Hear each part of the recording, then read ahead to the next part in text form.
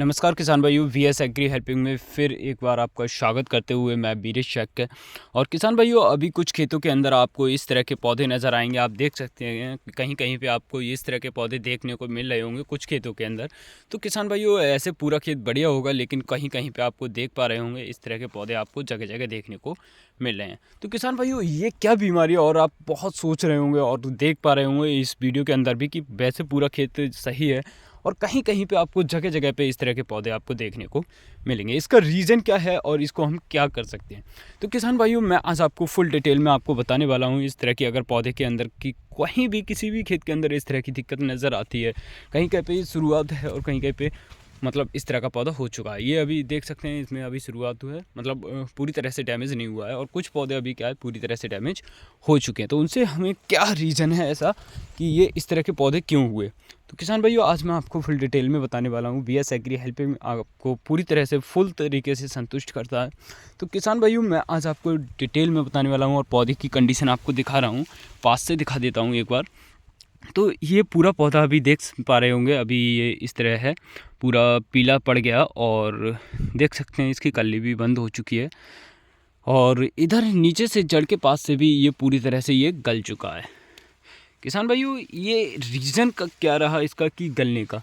ये देख पा रहे होंगे कि पूरा पौधा ऐसे बिल्कुल डैमेज हो गया बहुत बुरी तरीके से। इसका क्या रीज़न रहा? इस तरह पूरा पौधा आप देख पा रहे होंगे जगह जगह पे, हर जगह, जैसे ये कि ये पौधा है, एक यहाँ पे पौधा है, एक यहाँ पौधा है, ऐसे ही एक उधर पौधा है, और मैं आपको दिखा रहा हूँ एक वहाँ पे पौधा दिखाई दे रहा होगा आपको, और इसी तरह ये देख पा रहे होंगे, मैं जूम करके भी दिखा रहा हूँ वहाँ से।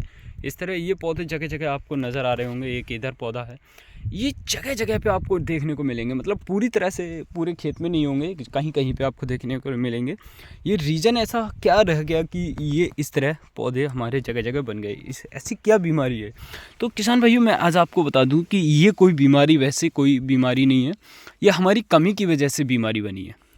किसान भाइयों, कमी क्या होती है हम लोगों की कि हम जब किसान भाई आलू को बुवाई करते हैं, बुवाई करते समय हम आलू को काटते हैं, और काटने के बाद में क्या है, तुरंत काटा और तुरंत खेत के अंदर लगा देते हैं। वहाँ पे क्या होता है किसान भाइयों, तुरंत काटने के बाद में आपने जो आलू कंद लगाया, वहाँ पे क्या है, कुछ आलू के अंदर चिपचिपाहट रह जाती है।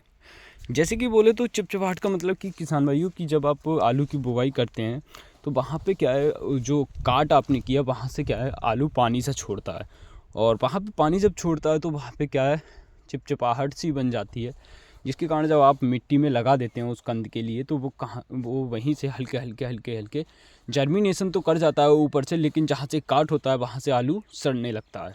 अब जर्मिनेशन जब कर गया तो पौधा ग्रोथ तो करेगा ऑलरेडी, बट उसमें से नई रूट्स निकली, उन्होंने भी ग्रोथ की, बट वो हल्के हल्के वो नीचे से सड़ता हुआ आता है, और जब पौधा ग्रोथ कर जाता है तो वहाँ पे क्या है, हल्के हल्के जड़ों में डैमेज होना शुरू हो जाता है। जब फंगस की शुरुआत हो जाए तो समझ लीजिए कि वो फंगस आपके पौधे को पूरी तरह से डैमेज करके तभी ख़त्म होगा।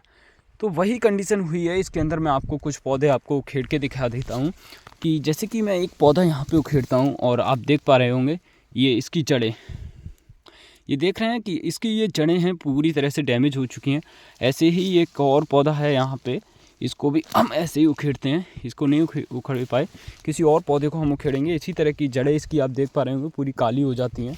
और कोई अभी हम पौधा देखेंगे यहाँ पे, तो यहाँ किसान भाइयों आप देख सकते हैं कि ये पूरी तरह से जड़ें इसकी बेकार हो चुकी हैं। अभी हम इसको उखेड़ते हैं एक बार। इसमें ट्यूमर बन चुके हैं, ऐसा नहीं है कि ट्यूमर नहीं बने हैं, ट्यूमर बने हैं, लेकिन वही कंद सड़ने की वजह से पौधा भी हमारा पूरा तरह से डैमेज हो गया। देख पा रहे होंगे किसान भाइयों, ये पूरी तरह से इसका जो कंद है ये सड़ चुका है, ये पूरा खोखला हो चुका है, और ये कंद सड़ने की वजह से हमारा पूरा पौधा ही डैमेज हो गया। इसलिए किसान भाइयों, मैं आपसे कहता हूँ कि आप अगर कंद को काट के लगा रहे हैं तो पहले पूरी तरह से उसको सुखा लीजिए, और सूखने के बाद ही खेत के अंदर लगाइए, जिससे कि आपके पौधे में, फसल में कोई नुकसान ना हो। अब इस तरह की कंडीशन आप देखते हैं कि ये पूरा पौधा हल्के हल्के, पहले इसका ट्यूमर सड़ा, और ट्यूमर सड़ने के बाद जड़ों का विकास हुआ, वो भी ब्लैक पड़ गई, मतलब पूरी जड़ें बेकार सी हो गई, और उसके बाद में हल्के हल्के ये ऊपर के लिए पौधे पे गलन हो गई। जब पौधे को भोजन नहीं मिलेगा तो वहाँ जब जड़ें बेकार हो गई तो क्या है, पौधा भोजन बनाना बंद कर दिया और पूरा पीला पड़ गया।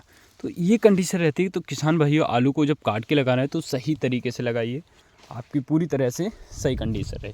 तो इसका कोई बचाव भी नहीं है। जब किसान भाइयों इसका लग गया तो फिर शुरुआत में अगर आप देख लेते तो इसमें थाइपोनेट मिथाइल मतलब रोको नाम से बायोस्टेट का मिल जाएगा, या अदर कंपनी का भी आप ले सकते हैं थाइपोनेट मिथाइल, ठीक है, 100 ग्राम बीघे के हिसाब से। और 80% WDG सल्फ़र ले लीजिए और पानी से पहले इसको डाल के और आप खेत के अंदर लगा दीजिए। आपको पूरी तरह से राहत मिलनी शुरुआत हो जाएगी, ठीक है।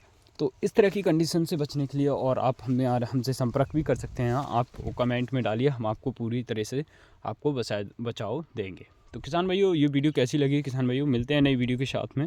और इस तरह की कंडीशन खेत के अंदर होती हैं बीमारियाँ, तो हम आपको पूरी जानकारी देते हैं। तो नमस्कार किसान भाइयों, VS एग्री हेल्पिंग फिर मिलेगा आपको नई वीडियो के साथ में, नए तरीके से आपको खेती नई तकनीक से कराने के लिए। तो VS एग्री हेल्पिंग के साथ में बने रहिए और चलिए मिलते हैं दोस्तों।